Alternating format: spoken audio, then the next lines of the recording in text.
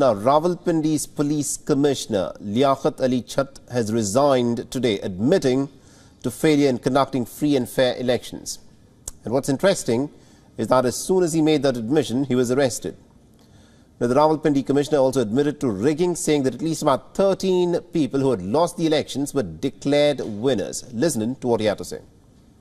मैं वो इलेक्शन ठीक नहीं करवा सका और मैं अपने ओहदे से यहाँ इस्तीफा दे रहा हूँ। मैंने जो इस इलेक्शन में गलत काम किया है, रावलपिंडी के 13 एमएलए की सीटें जो हारी हुई लोगों को हमने जितवाया है।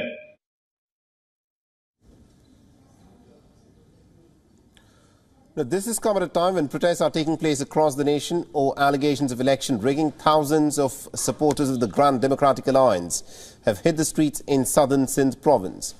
In Jamshoro, the leaders and the supporters of the GDA staged a sit-in protest and also blocked the Hyderabad-Jamshoro interchange, demanding for free and fair results of the recently conducted elections. The protest and also the highway blockade in Sindh has come just a day after workers and supporters of different political factions in Quetta blocked all main highways linking Balochistan province with the entire nation. This is our constitutional right to stage protest. Our protest is against the stolen elections.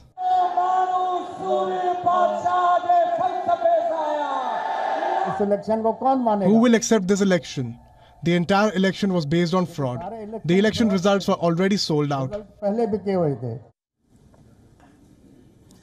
And also in the latest, Imran Khan's party, the PTI, has called on its cadre and supporters to prepare for a historic and a peaceful protest in Islamabad against the alleged rigging in recently concluded assembly elections. In a related development, the leading Pakistani cleric Fazlur Rahman partially retracted his statement accusing the top military leaders of toppling the former Prime Minister Imran Khan in April 2022 through a no-confidence vote.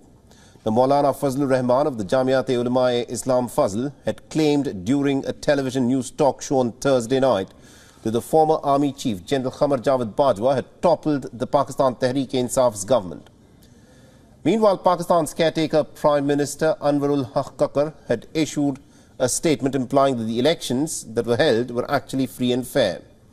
The statement protesting parties to accept defeat with grace, calling it a part of the democratic process, was of course put out by him.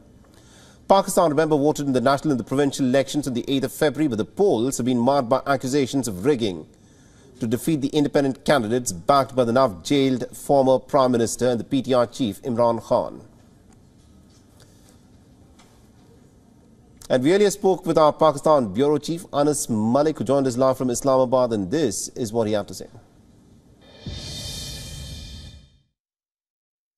The PTI continues to hold its protest. It's not just the Pakistan Tehreek-e-Insaf, but yesterday we saw a mammoth of demonstrations and protests by the GDA, the JUIF as well, in parts of interior Sindh.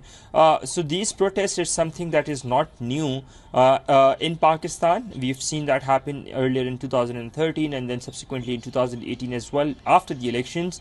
So I personally foresee that unless and until there is no agreement with regards to who comes in and forms the government, these protests would do no good, and except for building public pressure, at this point of time there doesn't seem to be a rethought or the phase of rethinking within the powers that be to go ahead and do some course correction.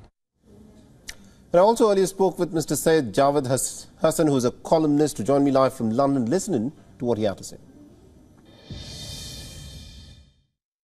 It's quite earth-shattering. I mean, he's a very senior bureaucrat. He's saying it's not simply a case of rigging taking at a downstream. He's making allegations where he includes the chief election commissioner plus the chief justice. And he suggests that they are all in cahoots in this rigging process. Has to be said that there's more and more evidence that is coming through in terms of the rigging process. But not only that, his statement, being a very senior bureaucrat who was in charge of the elections, gives the allegations of rigging quite a lot of credence. So I think it is very important what has happened today. What is also worrying is that he's been arrested soon after his statement. So I don't know what pressures he's being put under, but that will also raise a lot of red flags.